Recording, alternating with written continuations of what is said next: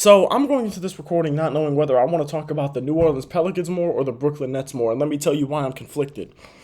On the one hand, you have the Nets, who now sit at 5-6.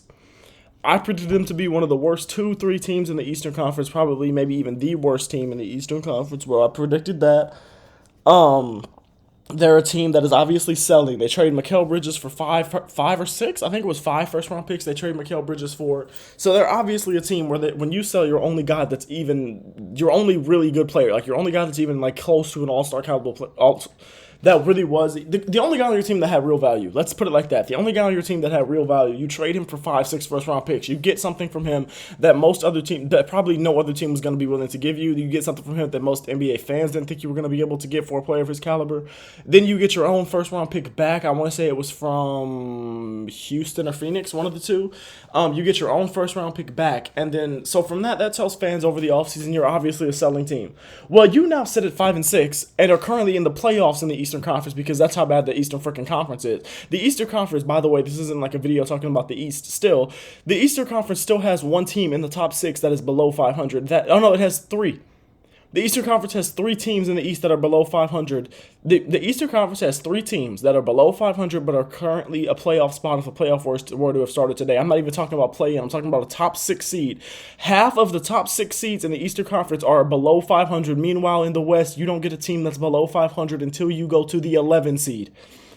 The San Antonio Spurs are the highest team in the conference standings with the negative record. They're 5-6 in the 11 seed. Then you have Portland at 12. Oh no, they're the 12 seed. They're not even the 11 seed. They're the 12 seed. You have San Antonio at 12, Portland at 13, New Orleans at 14, and Utah at 15. Now, you just heard New Orleans at the 14 seed. They're currently 3-8. But let me tell you why I think I'm going to talk more about Cam Thomas and the Brooklyn Nets in this video than the New Orleans Pelicans. These two teams played last night. And I'm not going to even sit here and lie to you. I didn't watch this game. I was watching the Bulls versus the Cavs really most of it. And then some of it I wasn't even watching it. I'm not going to lie. I went to sleep pretty early. My girl was falling asleep. She's in the bed. I'm in the bed. I'm pretty comfortable. I ended up falling asleep too. So I didn't watch a ton of hoops last night. But now tonight, the NBA Cup starts. Today at work is going to be an easy day for me. It's not going to be too many hours. I'm going to come home to my girl. And then I'm going to be able to watch hoops, and I'm going to watch hoops tonight because it's the NBA Cup starting, and I really want to see that because I want to see, was year one really a success, or was it just because it was year one that the numbers looked good? Anyways, so I didn't watch this game last night. But Brooklyn and New Orleans played last night. And New Orleans lost 107 to 105. Let me tell Pierre, get out of the litter box. Pierre. The dog is bad, bro. The dog is in my my girlfriend's only dog. Her other 2 dogs are her parents' dogs. It's a long story.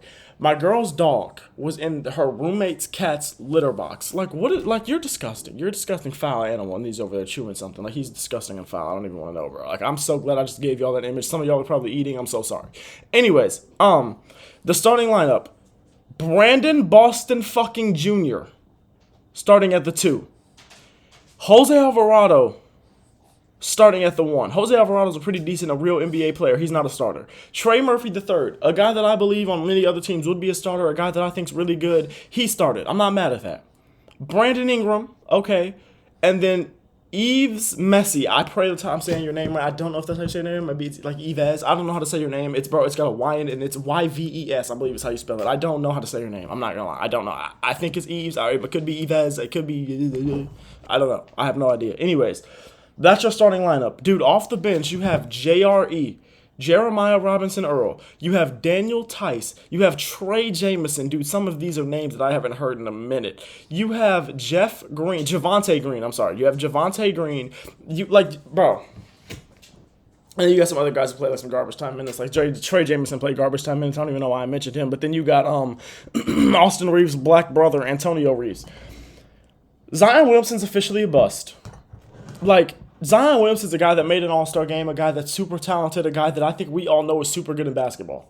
And I said I was going to talk about the Nets more, but I just thought about the Zion Williamson thing. I just thought about all the injuries the Pelicans have, and I was explaining why I'm not going to talk about them as much, and that's leading me to talk about them more. This video's a mess. But, I appreciate you if you're watching. But, Zion Williamson's a guy that's super talented, a guy that can go give you 40 in a play-in game, a guy that can go ahead and make an all-star appearance, a guy that can do all those things. But something I truly, truly, truly believe in is that the best ability is availability. Brother, when you're never healthy, when you're never playing, when you're never suiting up for your squad, what is your team supposed to do with that? You can have all the talent in the world. It's like Kawhi, he has all the talent in the world, but then you're out for so much time. For Zion, it's even worse, or maybe it's about the same as Kawhi is, bro. It's just you're out for too much freaking time. So that's led you to be a bust. Then you're hurt. Then you got DeJounte Murray, who like broke his hand in literally the first game of the season. Like literally the first game of the season. You got CJ McCollum, who the dog just threw up. I have to clean that up. I'm gonna lose my mind. You have CJ McCollum, who I don't know if he's played a game this season or if he has. I know he's hurt right now. Herb Jones gets hurt like 1 or 2 or 3 games throughout, not 1 or 2, but it was like 3 or 4 games through the season. So you're missing an all defensive first team guy, the only guard on all defensive first team last year. You're missing him. You're missing an all-star and your former first overall pick in Zion Williamson. You're missing your starting point guard or one of your starting point guards or one of your main point guards in CJ McCollum, a guy who has been your starting point guard since he got there. And then you're missing DeJounte Murray, who you just traded for in the offseason. So I'm not going to talk about you as much just because a lot of the reason you're ass right now is injuries. Let me talk about the Brooklyn Nets. In this game, Cam Thomas had 17 points, and I want to say it was 10 shots or 9 shots. It was 10 shots. He was 6 for 10. He missed 1 3. 10 of those points came in the fourth quarter. This man had 7 points. Oh, no, yeah, he was 6 to 10. That's what I said. Okay. He had 7 points in the – or no.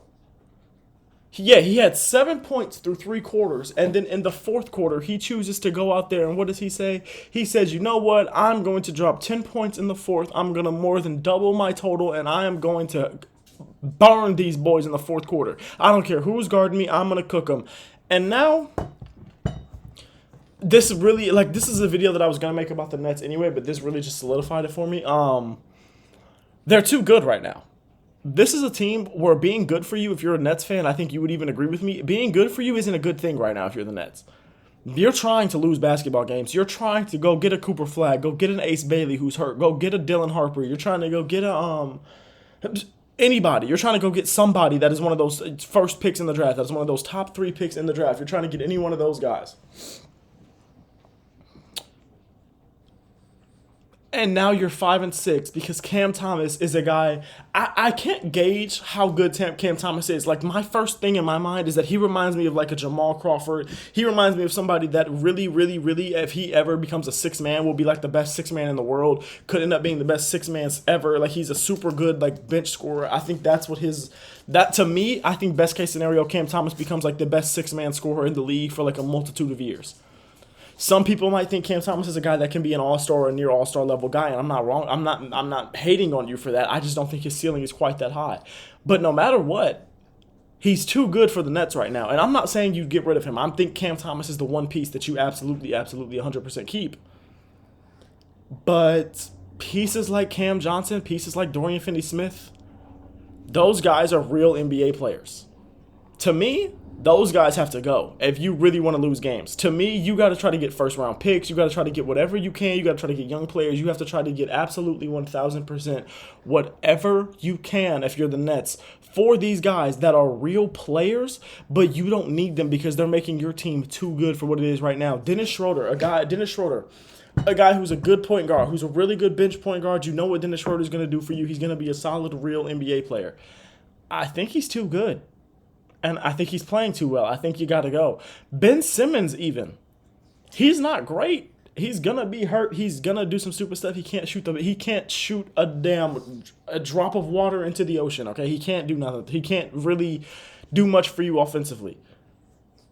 But, like, you kind of got to get rid of some of these other guys so that you can have guys like Ben Simmons start. So that way your team can be literally as ass as possible. Now, don't get me wrong. I'm not saying Ben Simmons is the worst player in the league or anything. But, like, he's a guy that the Nets should want to play more because they want to lose. They shouldn't have. The dog just threw up again. The dog is fine, not sick at all. He just drinks water too fast, so then he makes himself sick. He's disgusting. I have to clean up 2 piles of throw up when I'm done with this video in about a minute or two. Anyways, what I'm saying basically, Cam Thomas is too good. You have to trade some of these other guys. Now, if Cam Thomas was a little bit worse, I think this roster would be bad enough to be bad in the East. But another thing is, it's not just because their roster's too good, it's that the rest of the East hasn't been good the way we thought it would have. Like, if the rest of the East would have been as good as we thought it was going to be, the Nets would probably still be a bottom 5, bottom 4 seed in the East.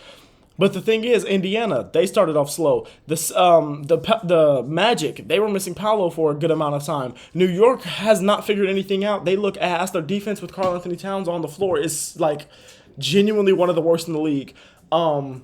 They got the offense, but like Mikal Bridges still hasn't been playing necessarily.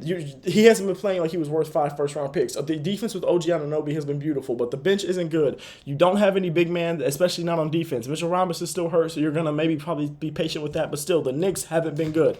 The Heat, they've been the normal mid-selves. The Hornets have been good. The Bulls have been all right. The Pistons have been all right. The Hawks aren't good. The Philadelphia 76ers are 2-7. The Milwaukee Bucks are 2-8. It's not just that the Nets are too good. Another part of the problem is that the rest of the East isn't good enough.